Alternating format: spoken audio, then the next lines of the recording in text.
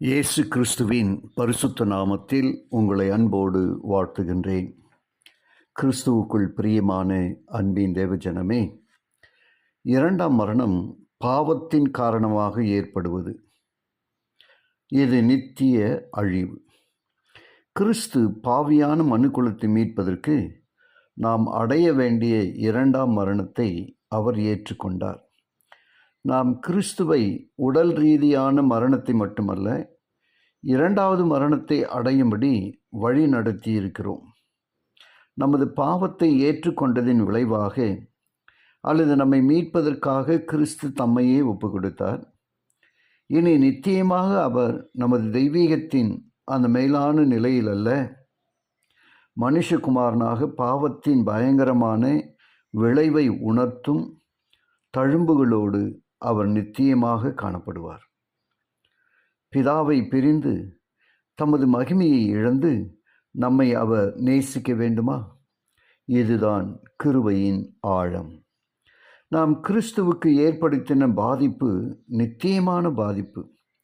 கிறிஸ்து நமக்கு கொடுத்த பலன் நித்தியமான ஜீவன். எப்படிப்பட்ட கொடுக்கல் வாங்கல் பாருங்கள். நான் கிறிஸ்துவுக்கு 100% இழப்பை கொடுக்கிறோம். கிறிஸ்து நமக்கு 100% கிருபையை கொடுக்கிறார். தேவன் நம்மீது பாராட்டும் அன்பு எவ்வளவு பெரியது. ஒரு சில உதாரணங்களை பார்ப்போம். நாம் ஒரு கடைக்கு சென்று ஒரு பொருளை வாங்கும் பொழுது அந்த பொருளுக்கு நிகரான விலையை கொடுத்துதான் அந்த பொருளை பெறுகிறோம். ஆனால் பிதாவோ சூனியத்திலும் சூனியமாக, ஒன்றுமில்லாமையிலும் ஒன்றுமில்லாமல் இருக்கிற நம்மை மீட்டு கொள்வதற்காக விலையேற பெற்ற தம்முடைய குமாரனை கொடுக்கிறார்.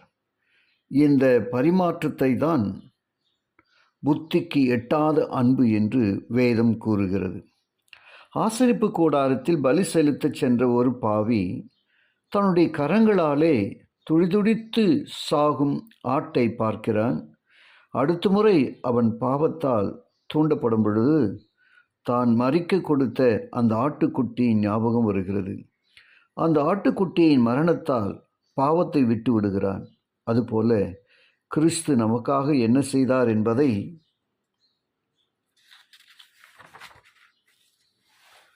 புரிந்து கொள்ளும் பொழுது தம்மாலே தாமே கீழ்ப்படிய முடியாத பிரமாணத்தை கீழ்ப்படிவதற்கு தேவனுடைய அன்பு நெருக்கி ஏவுகிறது. கிறிஸ்துவின் அன்பை விசுவாசிக்கும் பொழுது தேவனுடைய வல்லமை நமக்குள் கிரியை செய்கிறது. பிரியமான தேவஜனமே, நாம் கேட்ட வார்த்தைகளின்படி ஆண்டவருக்கு நன்றி சொல்லி நாம் வாழ்வோம். ஜெபிப்போம். கிருபையுள்ள நல்ல பிதாவே, உமக்கு நன்றி சொல்லுகிறோம். கேட்டமுடைய வார்த்தையின் வழியாக நாங்கள் ஜீவிக்க எங்களுக்கு பலன் தாரும். இயேசுவின் வழியாக ஜெபிக்கிறோம் நல்ல பிதாவே. ஆமேன்.